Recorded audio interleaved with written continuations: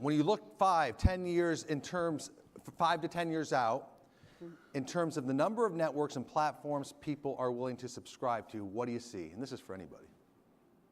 But I'll start with John. Look, I mean, it's a funny world where people were really, really unhappy about pay television. And it turns out, of course, to have been a spectacular consumer model where people got a lot of content for a fair price. It then got too expensive, and that's a fact.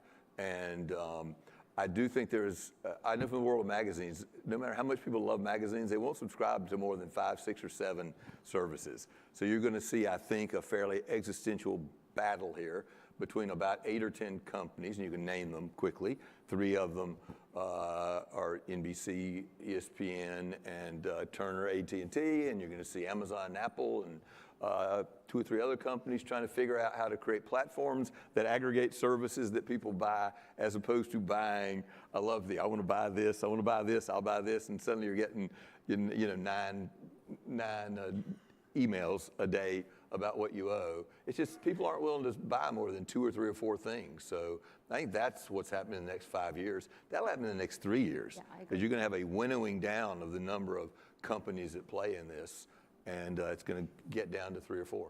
Yeah, I mean, at the end of the day, I'm totally with you. I think that what's happened is sort of we've unbundled on OTT, but the reality is the value of bundling is price and accessibility. So, and attention. I think that's one of the things we failed to talk about just a second ago. We talked about the next generation consumer. There's a massive battle for attention. Right. So now you're battling with the millennial consumer with a fixed wallet for attention. And somehow we expect everything to stay unbundled. But I think that's an unrealistic expectation. And convenience. You just don't want to have to deal with 6 different customer service representatives. Right. But of course, that next generation as good as yours are also has this expectation of getting only what they want. Right. So it's Any point puzzle of view? to put together. Yeah, look, I don't think any one of us really knows the answer to what it looks like. But I think directionally, things have been unbundled. There still is a significant business in the bundled universe, and I think at some point in the future there will be some type or style of rebundling that will come back in. Consumer choice. Yeah, look, there is consumer value created in bundling, and so ultimately I think that the arc moves back in that direction here. Could you see the NFL do a digital rights only package of games? Of course I could. They've already suggested they would like to do so. And so would that be the package you'd be most excited about?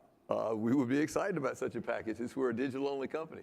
Is there any other package coming up that you think you're trying to put your emphasis on? Sorry, I'm not sure I understand the question. Like, is there a league rights package coming up that you're more interested than others? No, I think, and I think the evidence bears it out. We've been very aggressive on investing in live sports rights around the launch of ESPN Plus, but we don't think about it just in that lane. We think about it as using all of the platforms across the Walt Disney Company and ESPN to gain exposure, to engage the fan, and we continue to think about it and look at it that way. And look, we have an interest in continued acquisition of live event sports rights, period.